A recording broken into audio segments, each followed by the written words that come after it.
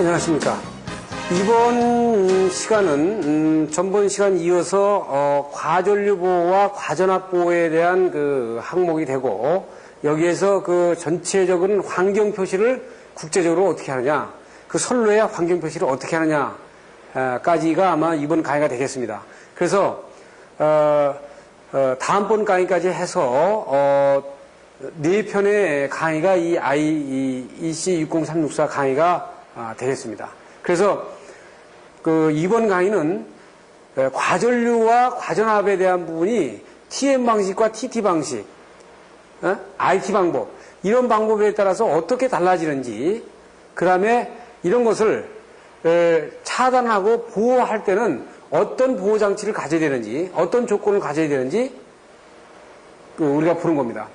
그래서 다음 시간까지 아마 강의가 되면 뒤에 사례가 강의가 안 될 텐데, 그것은 여러분들 앞에 강의 4편을 교재를 가지고 계속 반복해서 보시고 난 다음에 교재에 나오는 부분들을 정독을 하시게 되면 뒤에 사례편은 여러분들이 충분히 스스로 보실 수 있고, 일본 각 학회나 협회에서 무엇을 얘기하려고 하는지, 그러니까 그 일본의 설비가 IS로 했을 때 뭐가 부적격하고 뭐가 합격점에 들어가는가를 사례편에서 얘기하고 있습니다. 그러니까 이번 강의 듣고 다음번 강의만 들으시면 이거 아마 한 번의 강의가 완벽하게 이해가 안 될 겁니다.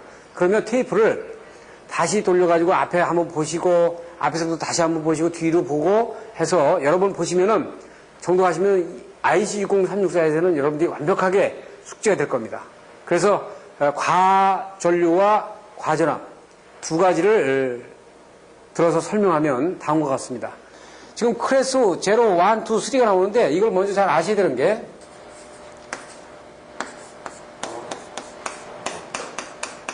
이건요, 클래스 0라는 거는 제일 위험한 상태에 놓여 있는 겁니다. 상태에 놓여 있는 기기를 말하는 거예요. 이 조건이, 클래스 3는 가장 안전한 상태야. 즉 무슨 얘기예요? SELV라고 하는 거는 자료에서 보시면은 이 SELV라는 건요, 이 기기 자체가 세퍼레이트 엑스트라 로 볼테이지 이상으로다가 전압을 발생시키지 않는 거예요. 그러니까 이 기기 자체는 근본적으로 안전해요. 그런데 클래스 0는요, 클래스 0는 제일 위험한 상태 기기예요. 즉 뭐예요? 다중 접지 안 돼 있는 경우. 지금 보시면 클래스 0는요, 거기 보시면 기초 절연만 돼 있고 노출 도전성 부근을 접속 도체에다가 접속할 수 없는 거예요. 그러니까 뭐냐면 접속 도체라는 건 이건 접지가 돼 있지 않는 겁니다. 접지가 안 돼 있는 경우가 가장 클래스 0로다가 아주 비중 있게 다뤄야라는 얘기예요. 그러니까 클래스 0라는 거는 상당히 상태가 안 좋은 거죠. 그러니까 우리처럼 비접지로 가면은 이게 상당히 안 좋은 거죠. 그러나 밑으로 내려오는 거는 어떻게 돼 있어요? 클래스 1은 기초 절연 돼 있고 이 부분을 접지로 연결할 수 있는 부분, 그러면 좀 나아지는 겁니다. 클래스 2는 이중 절연으로 돼 있으니까 이건 뭐 상당히 이중 절연으로 다 커버가 돼 있으니까 상당히 안전하게 돼 있는 거죠. 그래서 다시 보면은 클래스 3는 어떻게 돼 있어요? 이 기기 자체가 이 아주 특별 저전압으로 공급이 되고 내부에서 SELV를 초과하는 전압이 발생이 안 되는 거야. 발생이 안 된다고요. 발생하지 않는 기기입니다. 왜 발생이 안 되는 기기예요. 그렇죠. 교재에 이렇게 돼 있죠. 그러니까 지금 보시면 이거를 보호수단 요소로 이렇게 나눴잖아요. 지금 이렇게 놓은 거는, 이렇게 나눈 걸 보면은 우리가 주안점을 잡아야 되는 것이 클래스 0하고 클래스 1에 대해서 어떻게 보호를 할 거냐를 관심을 둬야 된다 이거죠. 그 SELV 자체는 아예 그 자체가 위험 전압을 발생 안 시키는 거기 때문에 큰 문제가 없다, 이렇게 볼 수 있는 겁니다.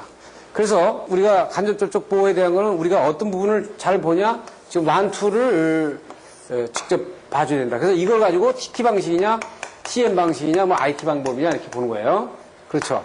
이중 절연되어 있으니까 이건 뭐 상당히 안전적으로 보는 겁니다.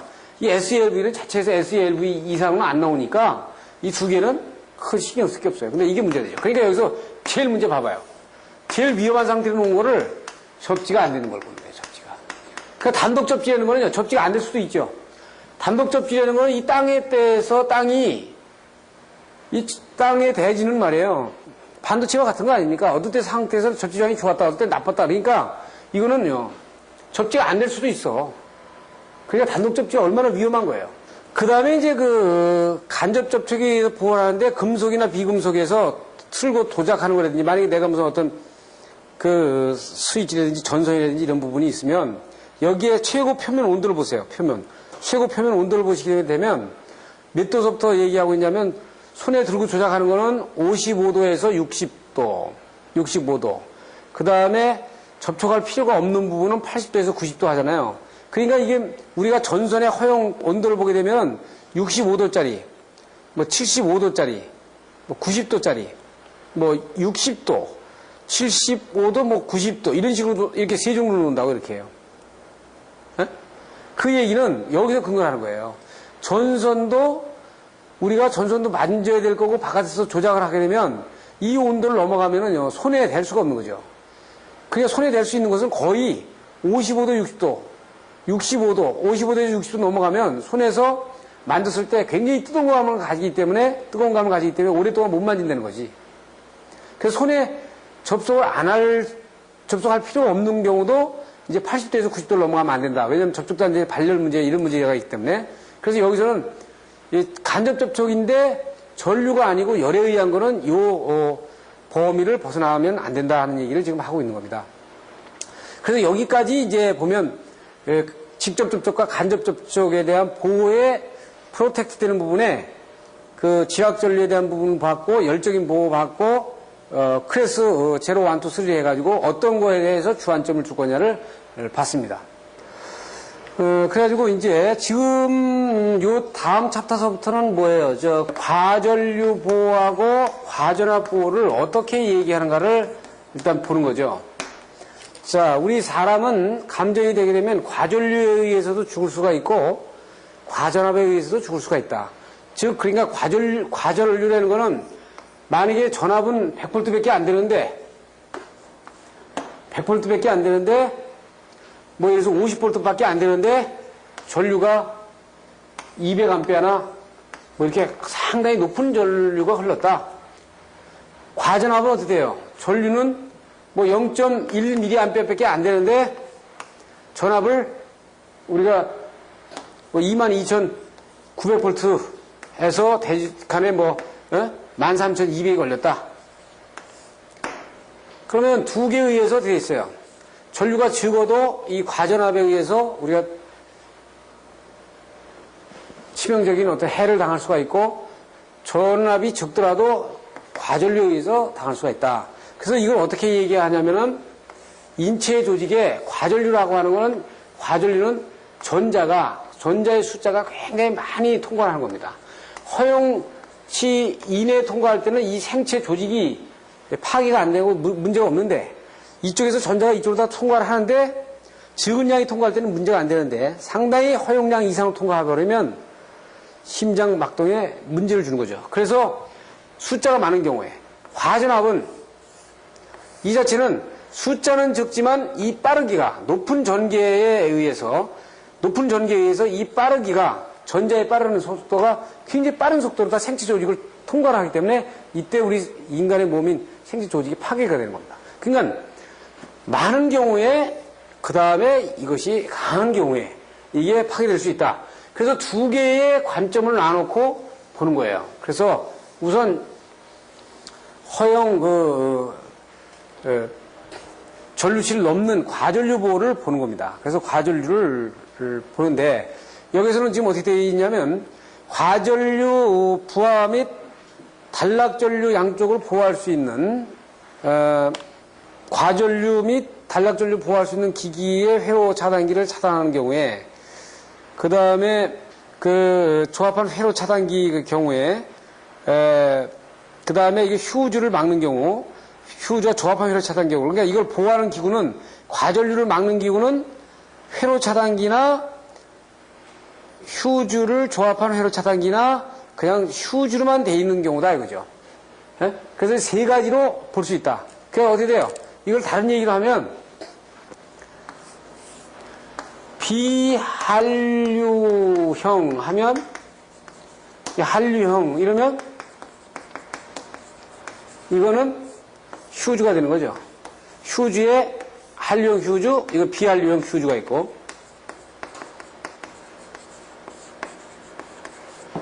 여기 비한류형에는 이게 차단기가 있는 거죠. 그래서 인원만 가지고 차단하는 경우에 이거를 합쳐서 하는 경우에 인원만 하는 경우에 이렇게 돼 있죠. 이렇게. 그래서 차단기에는 여러 가지가 있지 않습니까? 이렇게. 자, 과전류를 찾는 데는 이게 두 가지가 있어요. 근데 장단점이 있죠. 우리 이제 그 기본적으로 여러분들한테 이제 강의가 다 나갈 겁니다. 파워 휴즈에 대해서, 비한류형 차단기에 대해서 아주 전부 다 지금까지 제가 우리 학원에서 강의하지 않은 자료까지를 전부 다 넣어서 강의 자료가 다 지금 구성이 되고 있어요. 그래서 아마 여기서 강의를 들으신 분들도 상당히 보완된 자료를 보실 겁니다.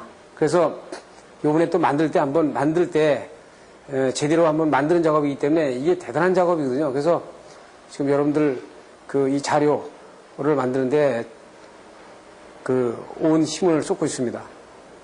그러니까 저는 이 자료, 이 테이프가 출시가 된 이후에 유행어를 만들려고 합니다. 유행어. 어떤 유행어냐? 아직도 그 테이프 안 맞는가? 이거.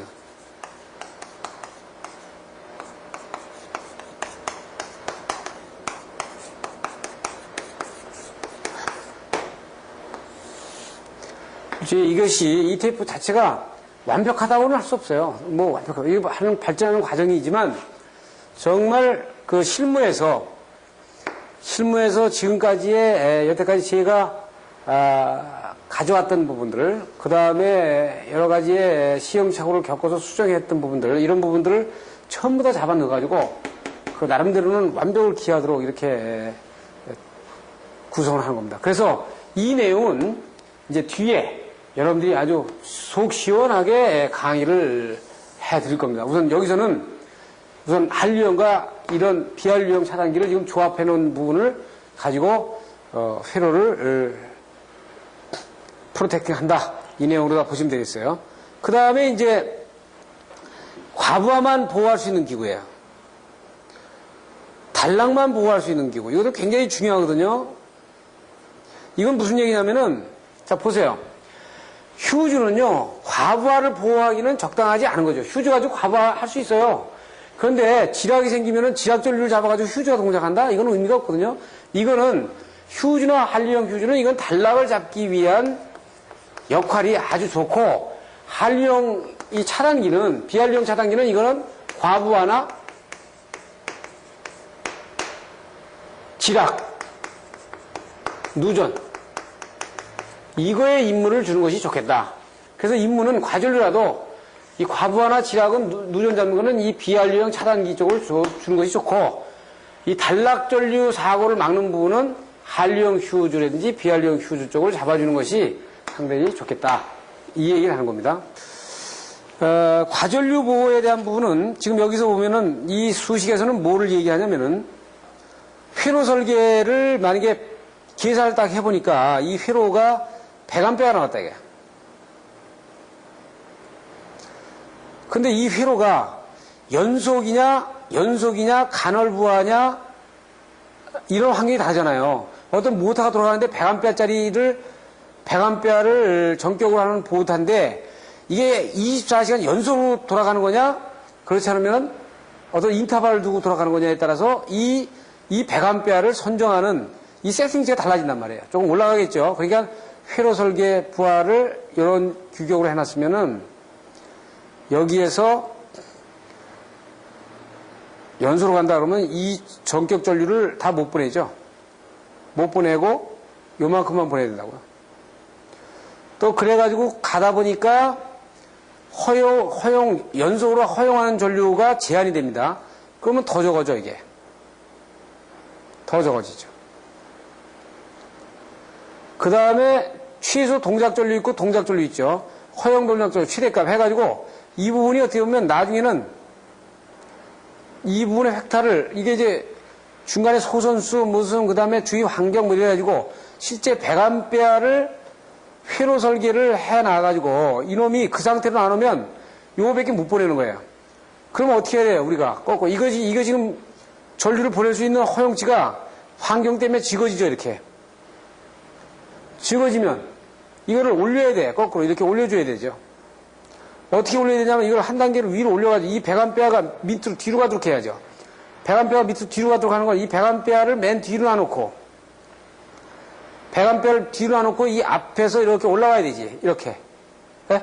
그러니까 연속 뭐 주변의 소선수 그 다음에 허용 온도 이렇게 해가지고 올라오다 보면 전격 전류는 회로 설계 100A를 올리기 위해서는 여기에 어떻게 전류의 최대값은 올라가지고 150은 150A를 고려해야 된다는 얘기예요. 그래서 150A를 통과할 수 있는 전선 사이즈를 선정해놔야 100A를 움직일 수 있는 거지. 네?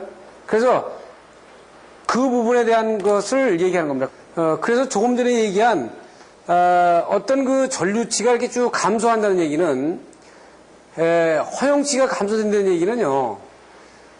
여러 조건 따라서 그 처음에 선정된 거를 그대로 다 못 보내는 거죠. 그러니까 만약에 100A 전선짜리에다가 100A를 다 못 보낸다 이거예요. 나중에 온도계수 그 다음에 발열관계, 그 다음에 소선수, 그러니까 이게 보낼 수 있는 양이 점점 적어지잖아요. 그래서 이거를 거꾸로 뒤로 보면은 무슨 얘기냐면은 이 노멀 카렌트 룰은 IB보다는 이 IN이 커야 되고요. 설정값이, 이게 설정값입니다. 이 IN보다는 이 연속 허용 전류 IG가 커야 된다는 거예요. 그렇죠? 그리고 이 뒤에 동작 전류 I2는 이 IG에 곱하기 1.5배를 해라. 이렇게. 어? 이게 얘기를 할 수 있는 거예요. 그러니까 여기는 지금 파워포인트 제작이 오타나는데 여러분 책에는 이게 어디 1.45 곱하기 IG 해가지고 한값, 이렇게, 한계값 이렇게 돼 있을 겁니다. 그래서 이 내용을 보고요.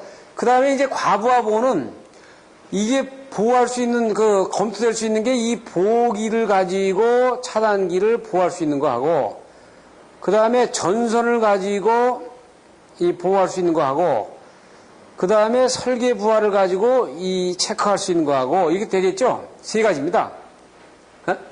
자, 그래서 여기서 잘 보셔야 될 게, 보호기는 보호기의 전격 전류하고, 그 다음에 동작을 보증하는 전류, 전격 차단 전류 이렇게 되겠죠. 전선에서는 단면적 전선에 의한 개수, 열방사, 단락 전류 쭉 있잖아요. 그런데 이 전선에서는 가장 중요한 게 뒤에서도 얘기하겠지만 모든 화재의 95%는 이 접속점에서 사고를 한다고요. 이 전기 화재를 가지고도 제가 강의합니다만 여러분들이 봤을 때 이 프로에서 사고 날 때가 어디 있나 봐요. 지금 자 보세요.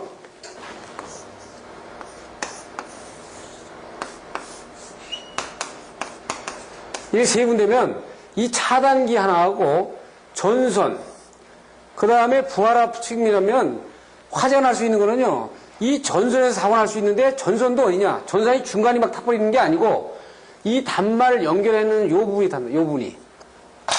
네? 그러니까 사고는 이 단말점에서 이 연결점이 아주 주 핵심이 되는 거다, 이게.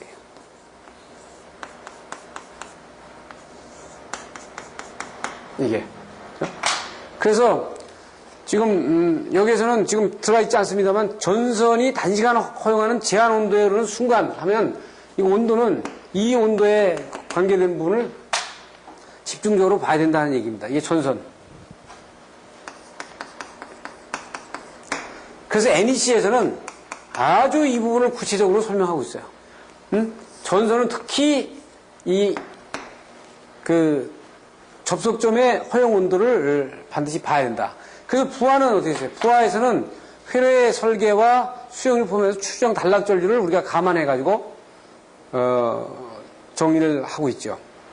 그래서, 이제 보호기의 조건은 차단 시간과 단락 전류의 시간은 반비례를 한쪽이 가니까요. 그래서 우리가 보통 단면적과 단락전류의 크기는 이렇게 차단 시간하고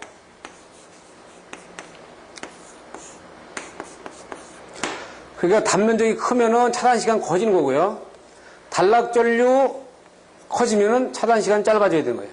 그러니까 단락전류가 고정전류 커지면 차단 시간 잘라져야죠.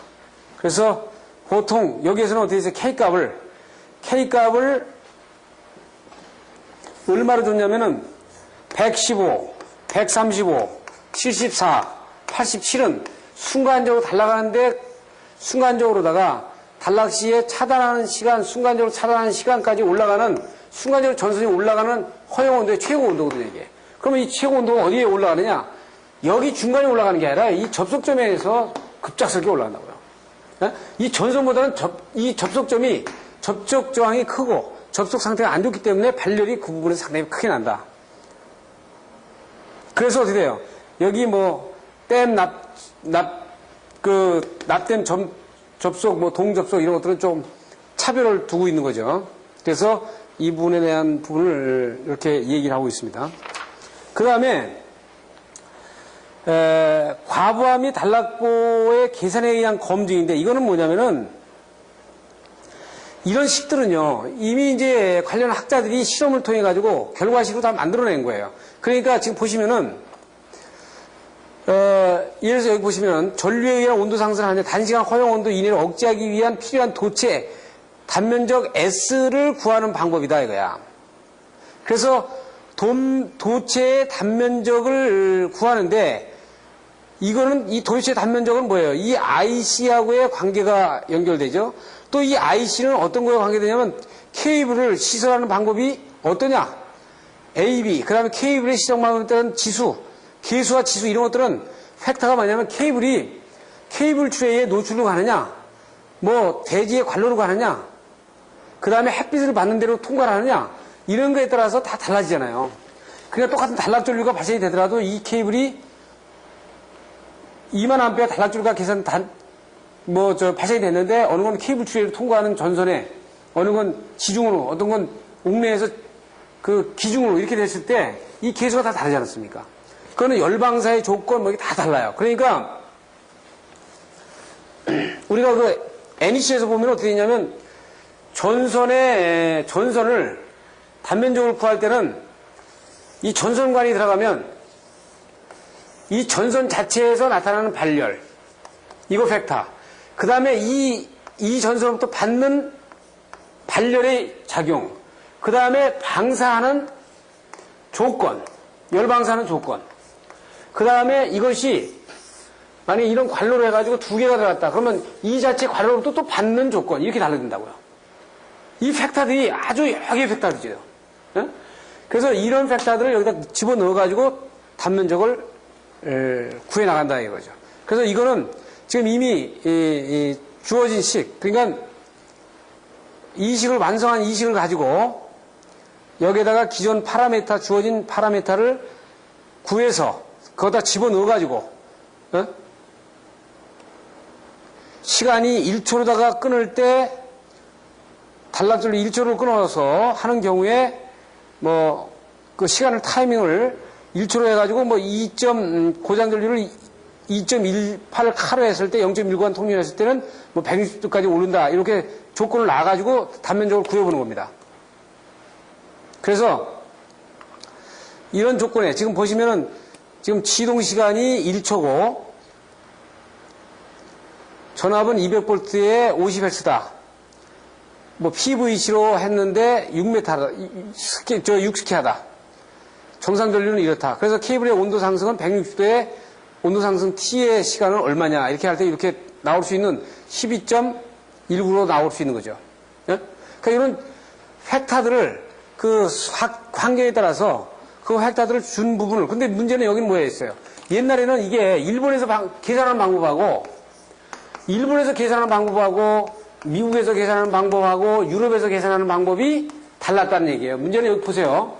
이 식이 주어지는 의미는 이제 이렇게 하다 보니까 전선 규격 다르지 이 단락전류에 의해서 계산하는 방법 해가지고 전선 도체를 구하는 방법이 다르니까 다 사이즈 차이가 나니까 이거 통일하자는 거거든요. 이제는 일본 방식, 미국 방식, 유럽 방식으로 하지 말고 지금 여기에 있는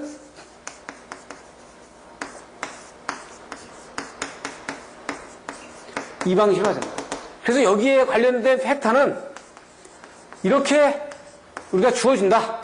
그러려면 뭐가 달라져야 돼? 이게 이렇게 주어지려면 전선은 통일해야 돼, 전선은. 전선을 통일해야 되죠. 아, 전선이 통일 안 되면 이 팩터를 넣을 수가 없어요. 아, 일본 전선 다르고 미국 전선 다르고 유럽 전선 다른데 어떻게 여기 팩터를 갖다가 통일하냐고요. 그러니까 뭐야, 결과적으로는. 이 식으로 해가지고 단락절주를 구해서 전선의 면적을 구한다. 이게 IC 코드에 있어. 이 IC 코드에 우리가 지키기로 했어. 그 얘기는 뭐예요, 간접적으로. 전선 다 통일하자는 거야. 그러니까 이 팩터는 뭐예요? IC에서 인정하는 전선을 만든 거예요. 그래서 참 이게 문제가 되는 게 뭐예요? 지금 우리나라에서 쓰는 거는, 일본하고 쓰는 건 CV 전선 이외에는요, 이 IC 코드에 부합된 전선이 없어요. 예? 그러니까 이 팩터를 적용 못 하는 거야. 어차피 이 팩터를 적용하려면 전선 통일해야 되죠. 차단기도 통일해야 돼. 그 심지어는 공법까지 통일해야 돼. 공법. 그렇잖아요. 이 팩터라는 거는 IMB IM 베타 이런 것들은 어떻게 있어요? 아까 얘기한 대로. 케이블이 어떻게 포설이 됐느냐라는 공법에 의해서 되는 건데, 아, 일본 공법 새로운 공법 만들고 한국 공법 새로 만들어가지고 말이야, 그걸 광내, 예? 저기다가 다 적용해가지고, 허용받으면은 그 공법이 이 팩터 맞습니까? 안 맞지? 그러니까 앞으로 어떻게 돼요? 전선도 세계의 전선대로 써야 되고, 공법도 한국하고 일본에서만 특이하게 쓰는 공법을 쓰는 것이 아니고 세계적으로 다 평용되는 공법을 써야 되고, 차단기도 차단 시간도 아까 말씀드린 대로 230에 400V, 400V에 맞는 전압의 차단 시간, 검증된 차단기를 써야 되고, 이게 다 맞아떨어져야 이 식을 쓴다 이거예요. 어? 이거는요, 이 식 하나 문제가 아니라 이게 상당히 대단한 의미를 가지고 있는 거예요. 그럼 이거 대치해야 된다고요. 그럼 전선은 어떤 전선으로 되어 있느냐? 이것도 들어가 보면 유럽 전선하고 미국 전선만 살아있어요. 지금 일본 측에서도 일본이나 한국이 똑같이 경우인데 CV 전선 이외에는 이 팩터를 맞출 수가 없어요. 그래서 뭐 이렇게 계산해 보니까 이 전선의 규격이 이 자기네들 규격으로 일본 규격으로 한 거하고 IC 규격에 맞겠다.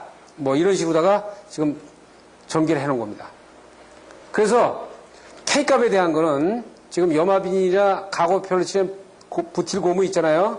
그래서 절연 재료에 그다음에 여기에서의 그 동도체와 알루미늄 도체를 썼을 때 동도체와 알루미늄 도체를 썼을 때의 그 A값과 M값, B값과 M값에 대한 그래서 여기에 그 칸을 어떻게 놨느냐에 따라서 이 팩터들을 쫙 놨죠. 이건 아까 그 식을 쓸 때는 여기 팩터에서 가져가는 겁니다. 그 다음에 전선이 대개 어느 걸 지금 그 허용하고 있냐면 이 가격표에 해치된 CV 전선만을 지금 얘기하고 있다고요. 그래서 이제 여기 보면 설치 방법도 시설 방법도 A에서 D까지 이렇게 보면 여기서는 이제 파워포인트에서는 두 가지만 얘기하고 있는데 여러분 책에서는 112페이지에 A, B, C, D 해가지고 어떤 그 절연병 내에 들어가는 경우에 벽면 옆에 설치하는 경우에 벽면에 시설하는 경우에 그 다음에 지중 덕트로 시설하는 경우에 이렇게 이제 제한을 해가지고 그 팩터를 줬어요. 그런데 여기 보면 어떻게 돼? XLP 가운데 있고 무기전용으로 MI 케이블을 인 경우에 하고 PV 전선 있는 경우에 하고 이렇게 다 써요. 근데 PV 전선도 우리하고 규격이 좀 다르기 때문에 실제 이 규격이 부합되는 거는 이제 지금 PL, XLP 정도만 우리가 적용할 수 있다. 이렇게 볼 수 있는 겁니다. 그 다음에 이제 어디로 가보냐면 과전압으로 갑니다. 지금까지는 과전류입니다. 지금 자, 다시 한번 보면 과전류는 전선 사이즈와 차단 시간과의 관계다.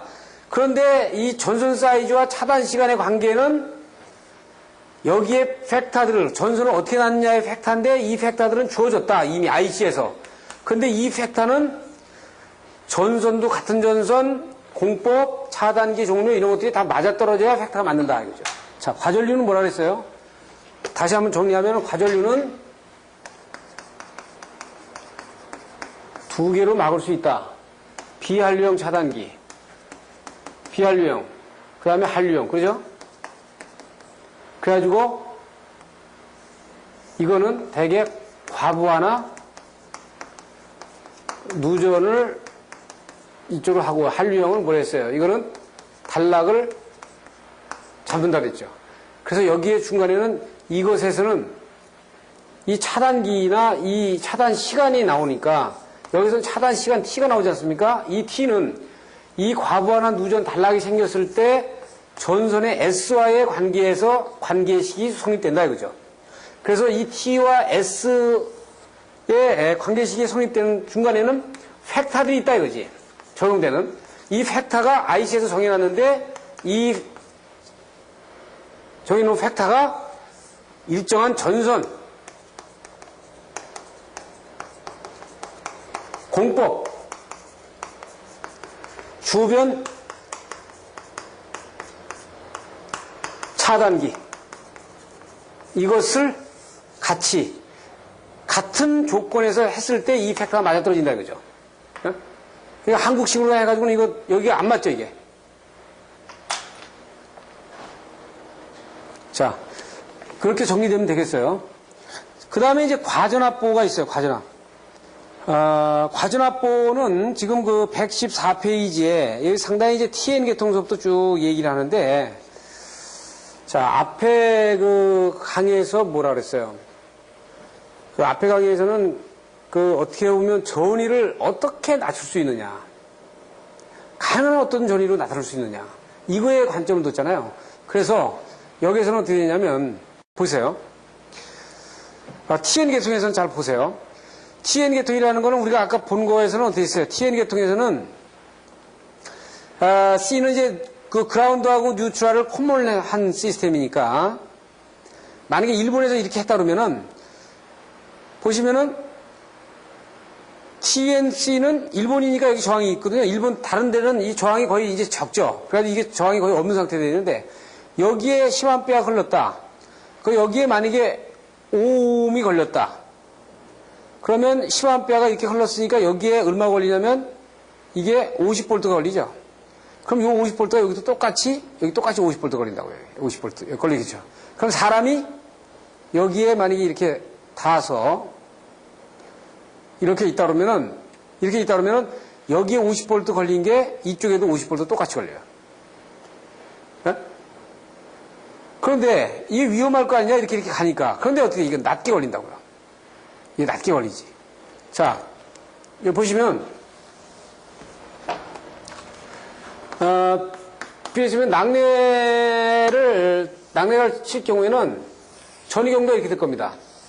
그래서 가까운 데 많이 걸리고 적은 데 멀린 데가 적게 걸릴 거예요. 그래서 여기 E는 어떻게 있어요?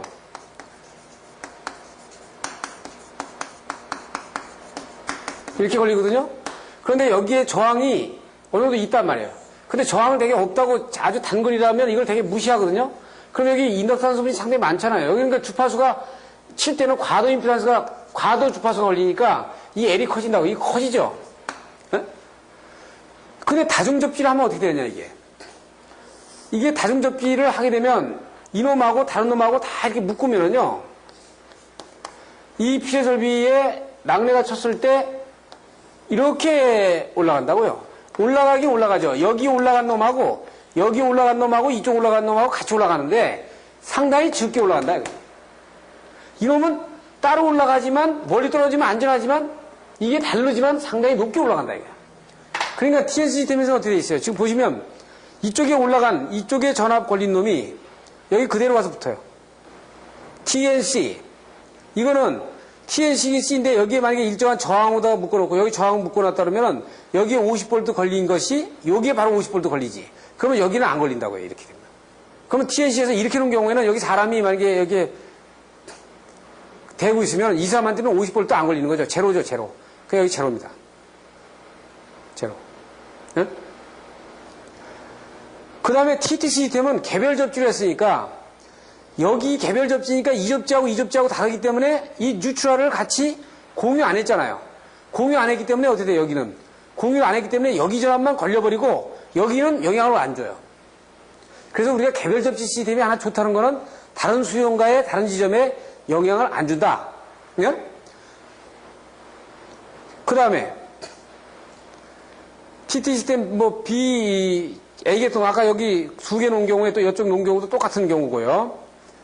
그 다음에 이제 IT계통에서는 이건 고저항 접지를 했다. 이게 삼상만 갔잖아요. 이게 삼상, 이 뉴트럴이 지금 여기 그 뉴트럴 이 기기하고 기기만 연결한 거고, 이 IT 시스템에서는 고저항 접지를 한 경우에 여기에 걸리는 전압은 UF에 걸리는 거는 요 저항에다가 요 사고전류치가 그대로 요쪽에다 이렇게 트랜스퍼하지. 이렇게. 그래서 여기 그대로 걸리는 겁니다. 여기. 요 저항 이게 그대로 걸리는 거예요. 그래서 여기 50V가 넘어가면 아까 저 앞에 배운 바에서는 어떻게 돼? 이런 시스템에서 50V 넘어가면 이거는 이 시스템을 도입하면 안 된다는 거예요. 그렇죠? 그 IT 계통에서 다른 거를 보여주는 건데 이거는 어떻게 있어요? 여기가 고장인데 이 뉴트럴로 해가지고 이걸 여기다 묶었죠. 여기 묶는 경우에요. 여기는요 똑같은데 이 뉴트럴이 안 묶여져 있죠. 안 묶여져 있기 때문에 이게 이쪽으로 가지 않죠. 아까 말씀드린 대로 이거는 뉴트럴을 묶었기 때문에 이쪽에 걸리는 전압이 이쪽에 같이 걸리는 것이고, 이거는 같은 거지만 뉴트럴을 안 묶었기 때문에, 원래 안 묶는 시스템이 이게 IT 시스템 아니에요. 그러니까 여기에 분파해서 걸려버리고, 예? 여기에는 제로가 걸리는 겁니다. 이때는 이쪽은 안전한 거예요. 응? 그래서 이제 그 결론적으로 이렇게 그 TT 시스템과 IT 시스템에 따라서 이렇게 달라질 수 있으니까, 응? 이때 개런티를 어떻게 하느냐, 과전압보호를 어떻게 하냐. 지금 보시면은, 자, 수전전압은 해가지고, 만약에 22,000이나 22,000V 이상 가버리면은, 어떻게 돼요? 사고전류에 대해서 전체 중성점의 달라짐으로 전력회사에 문의 확인해라.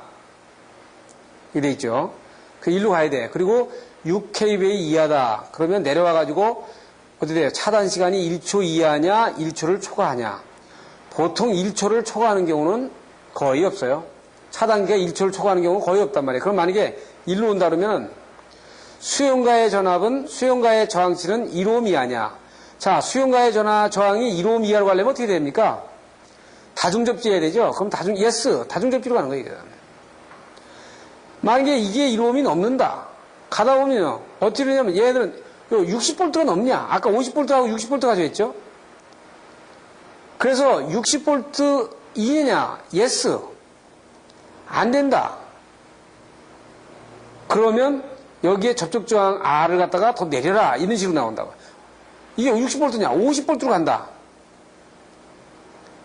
50V에서도 두 가지 마찬가지예요. 자, 두 개 보세요. 가는 프로세스는 1초를 초과한다? 그러면 여기서 돼 있어요.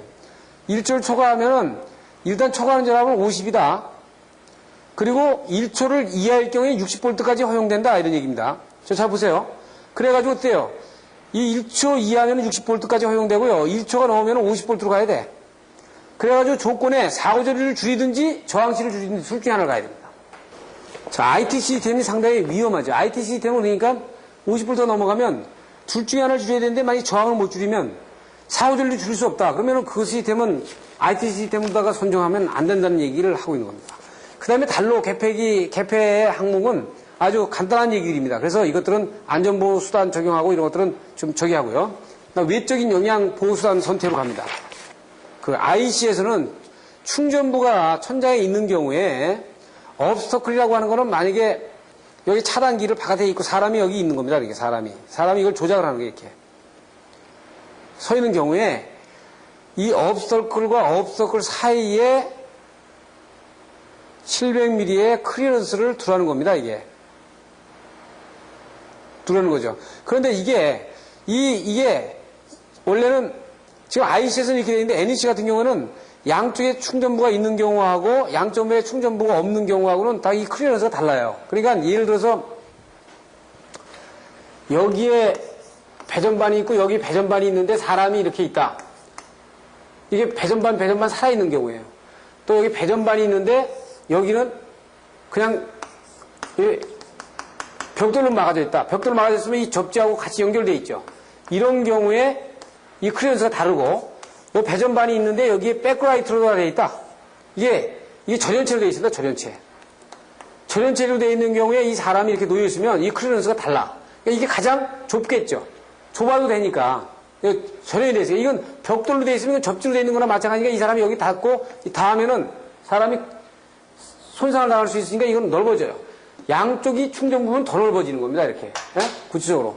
그래서 여기서는 그런 부분들을 얘기를 지금 그래서 충전부의 위에는 2m 30 이상 나가는 거죠. 그 다음에 이 뒤로 차단기 뒤로 사람이 이렇게 있으면은 여기 70m 뒤로 나가는 거예요. 여기 암 리치가 얼마였어요? 보통 아까 2m 50 나왔죠? 그러니까 이게 2300 정도를 이렇게 놔주고 여기 클리어런스를 놔주려는 거죠. 여기 차단기가 있는 쪽에 벽에 뒤에가 벽인 경우에는 이게 어떻게 100mm로 늘어났지 않습니까? 아까 전번에는 어떻게 있어요? 이게 차단기의 사이에 되는데 벽면이 아니란 말이에요. 그러니까 벽면인 경우에는 지금 이게 700에서 뒤에 이게 100으로 늘어났고요. 그러니까 한쪽에 충전부가 있는 통로가 있는 경우에 또 그 양쪽에 이제 이게 그 업색 앞에 그 배려가 있는 경우하고 없는 경우하고 좀 달리 나타내 보고 있는 겁니다. 그래서 지금 그 136페이지에 보게 되면 그 클리어런스도 이제 따로 이렇게 구분을 해놨어요. 그래서 저희들은 이제 그 IC하고 NEC를 이런 클리어런스도 다 비교해가지고 설명하는 이런 쪽으로다가 저희들이 그 아마 강의를 여러분한테 할 건데 지금 NEC하고 IC 강의에서는 그 중요한 부분만 제가 끄집어내가지고 하나를 좀 비교해서 설명을 해보도록 하겠습니다. 그래서 외적인 영향에서 그 영향이 받는 경우에 최대 차단 시간에 대한 그 표를 만들어놨는데 아까 제가 강의하면서 48A라고 그랬죠? 48A. 이 시간 내에 들어가야 된다. 지금 보시면은 120, 230, 227, 400, 500 돼 있죠. IT에 통해서 돼 있죠. 그러면 지금 220에 220이나 380볼트 없잖아요. 네? 여기 220에 220볼트에 차단 시간 없고 380볼트에 차단 시간이 없어요. 그러니까 이게 문제가 되는 거예요. 이런 규격의 자체에서 그렇다고요. 네? 그래서 보통 TT계통, IT계통이 여기서는 어떻게 되어 있어요? 저기 한 부분에서는 규약 접촉 전압은 뭐 25V, 교류 25V, 직류 60V를 넘지 못하도록 이렇게 제한해 놓은 거다. 외적인 영향에 의해서 그 전압이 올라가는 부분들은 25V하고 DC 60V를 못 넘어가게 이렇게 돼 있죠. 그래서 보호수단에 대한 거는 이제 SELV를 한다든가 PLV에 의한 그 간접 접촉 문제. 그 다음에 그 비도전성을 가지고 보호수단을 가지고 하는 문제들. 그 다음에 보호수단을 보강시키는 문제들. 이렇게 나오는 겁니다. 그 화재에 대한 보호는 이거는 이제 그 우리가 생각하는 그 차단기나 전선 자체에 대한 그 영향뿐만 아니라 주변 환경 문제, 가연성 구조 문제, 그 다음에 저장물 처리가 어떻게 되어 있느냐, 전기에서 착화 에너지를 얼마나 제공하느냐라는 옆에 환경성 문제가 많기 때문에 이 문제는 전기 화재편에 제가 다뤄줍니다. 그래서 여기서도 간단하게 설명을 하고 있기 때문에 전기 화재편에 한 편을 해가지고 제가 다뤄주기 때문에 그때 그 관계를 여러분들이 보시고 이 관련 자료를 여러분들이 참조해 보시면 되겠습니다. 그래서 이제 다음 번으로 가보면 이제 전기 기기의 선정과 시공인데, 자, 이것도 항상 여러분들은 이 책을 보면서는 세계 코드를 본다 이렇게 생각해야 돼요. 이게 지금 제가 뭐든 의제 원장이 정령기 원장이 무슨 뭐 기술적인 내용에 대한 특별한 내용을 가지고 강의를 하는 게 아니라 세계 코드에 대한 내용을 여러분들이 이해하시도록 도와드리는 거죠. 지금 제가 여러분들한테 그 설명을 해서 도와드리는 겁니다. 그래서 앞으로는 KS가 이쪽으로 바뀌어요. 지금 전번에 말씀드린 대로 지스가 지금 다 바꿔놨잖아요. 어차피 KS도 이쪽으로 바뀔 수밖에 없어요. 그러면 바뀌는데 그때는 지스가 지금 바뀐 거는 순수 IC로 바뀌었지만 그때는 NEC가 얼마나 많이 들어가가지고 바뀌려는지는 그건 누구도 모릅니다. 그러니까 지금 그런 상태에서 지금 제가 얘기하는 부분은 세 개의 그 코드 중에 저압 수용과 설비에 대한 패턴을 일본이 바꿔놓은 부분을 기술적으로다가 풀어놓은 부분을 제가 말씀드리는 거다. 이렇게 보시면 됩니다. 자, 기기 선정과 시공. 이것도 상당히 중요한데, 이제 IC60364의 대상 설비는 1000V 미만의 앞에서 얘기한 것과 같이 저압 수용과 설비가 다 대상이 된다.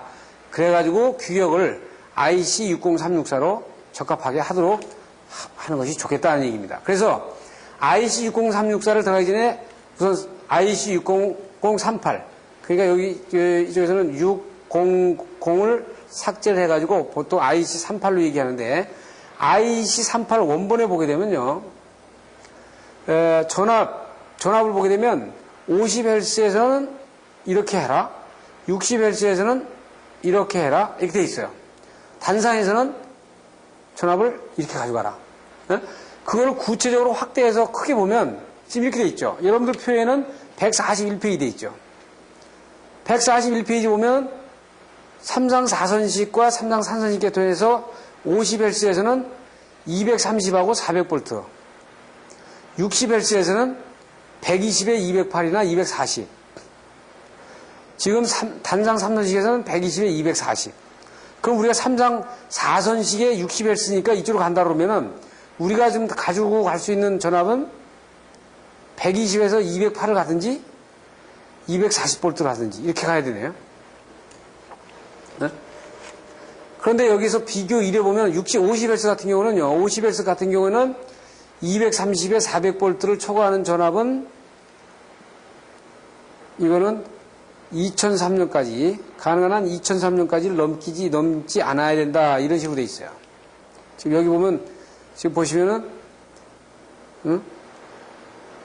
220에 380V 계통을 가진 국가의 전기 공급 전압을 230에 400V로 변경하는 것이 바람직하다. 이걸 2003년까지 넘지 않는 것이 넘지 않아야 된다. 이렇게 해가지고 딱 못을 받고 있죠. 네? 자. 그 아까 앞에서 본 것처럼 각종 데이터들 수치 이런 부분에서 230에 저기를 다 삭제해 버렸잖아요. 없다고요. 그러니까 먼저 어떤 조건을 맞출 때 전압을 맞춰야 돼. 아까 제가 말씀드린 대로 전선의 규격을 전환하는데 T하고 S의 관계다. 이 관계에서 파라미터의 팩터를 줘야 되는데 이 팩터에 주는 팩터는 조건이 전압, 전선, 차단기, 시공 방법, 이런 것들을 국제화된 팩터 내에서 팩터를 준 거다 이거죠.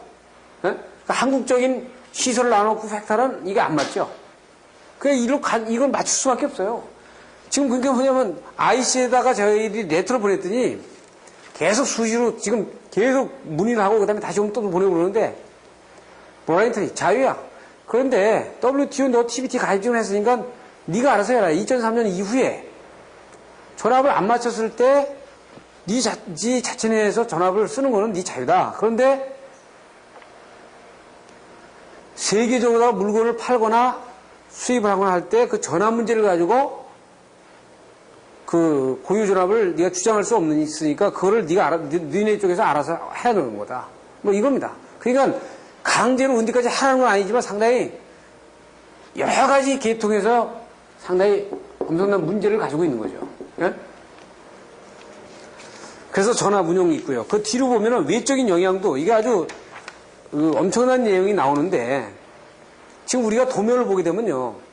도면을 보게 되면 도면 첫 장을 보게 되면 제일 먼저 뭐가 나와요. 여러분들 그 전기 도면을 보게 되면은 기호표가 나오고 그 다음에 기호표 나온 다음에 그게 범례죠. 범례가 나온 다음에 이제 전체의 건축적인 레이아웃이 나오고 단면도, 인면도에 대한 이런 부분들에 대한 로직한 부분이 나오고 티피컬한 부분이 나오고 그 다음에 왈라인 다이어그램이 나오는 것이 이게 일반 도면의 순서 아닙니까?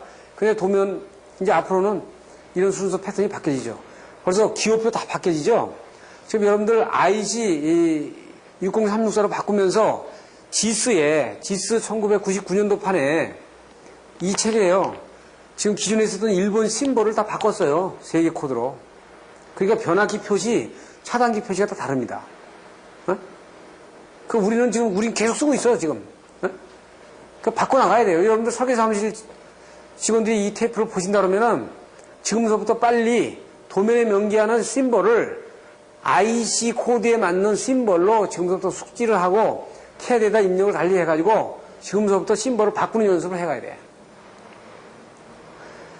자, 그렇게 하면서 어떻게 돼요? 외적인 영향이 상당히 많이 달라지잖아요. 그러니까 여기에 보면 그 위험 부분에 나타나는 숫자를 보호객으로 0, 1, 2, 3, 4, 6으로 해놨어요.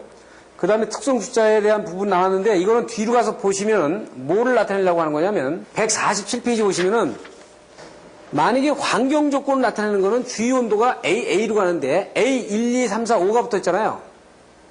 그래서 뒤에 1, 2, 3, 4, 5라는 거는 앞에서 얘기한 대로 환경이다.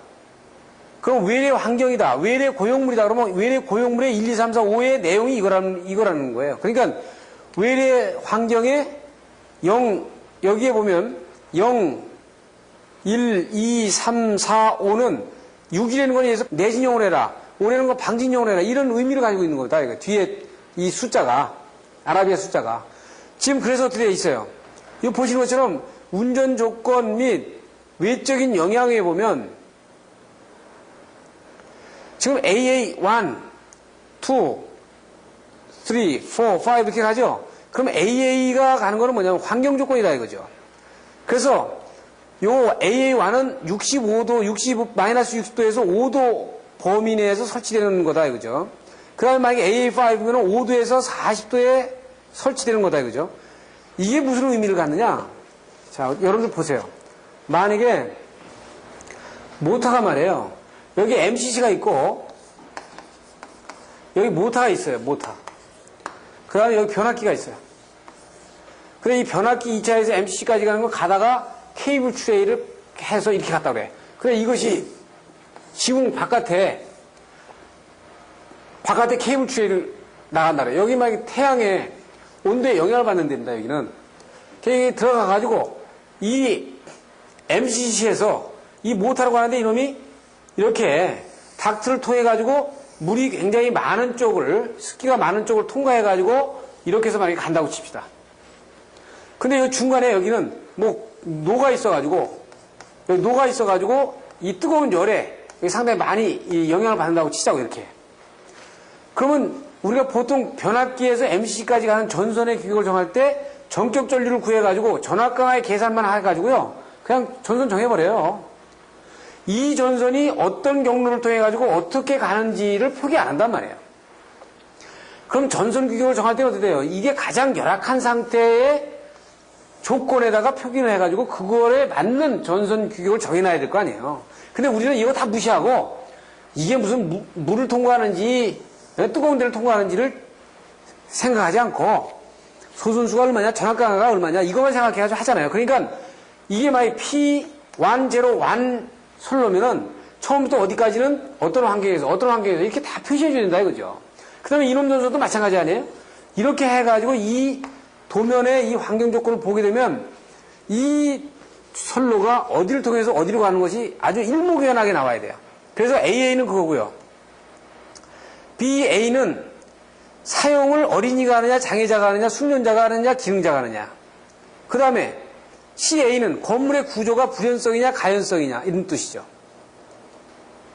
그러면 봐요. 만약에 어떤 전선이 여기서부터 이렇게 쭉 이렇게 가는데 여기까지 갑니다. 가면 주의 조건은 이 조건에 있다. 대기 온수도는 이런 조건에 있다. 이 전선이 통과하는데 물의 조건은 있다 없다. 여기에 고용물이 존재하냐. 부시 오염물질이 있냐. 사람의 어떤 능력. 그 다음에 인체에 대한 접촉 위험. 비상시의 피난. 구성 재료. 건축의 설계적으로 어떻게 되냐. 이렇게 돼 있는 거죠. 그러니까 이 하나의 피다에다가 모든 환경 자체를 전부 다 일목요연하게 나타나는 거예요. 아시겠죠? 그러면 여러분들 어떻게 돼 있어요? 딱 어느 피다를 딱 보면은 이 피다는 어떤 환경에 놓여가지고 이게 부하까지 가는구나. 이게 딱 나오잖아요. 그러면 가장 최악의 조건을 가지고 전선의 규격을 정하는 겁니다.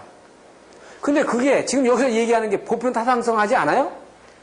우리가 잘못되어 있지. 우리는 그냥 대충 간선하는 적으면 안 되죠. 그렇게 하잖아요. 하나씩 하나씩 좀 더 나타나는 것이 이게 중요하다고요.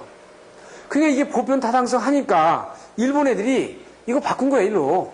그래서 옥상, 옥외, 수영장 전부 다 주의온도, 대기온도, 물의 존재, 부식 이런 부분들을 다 얘기하고 있는 거죠.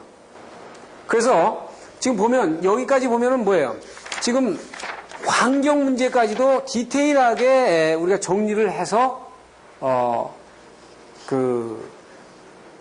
각 휘다별로 분류해서 설명을 해드리는 겁니다. 그래서 이 시간에는 20번 시간에는 여기까지 강의를 하고 다음번 한 번의 강의로 이 IC60364는 마치도록 하겠습니다. 감사합니다.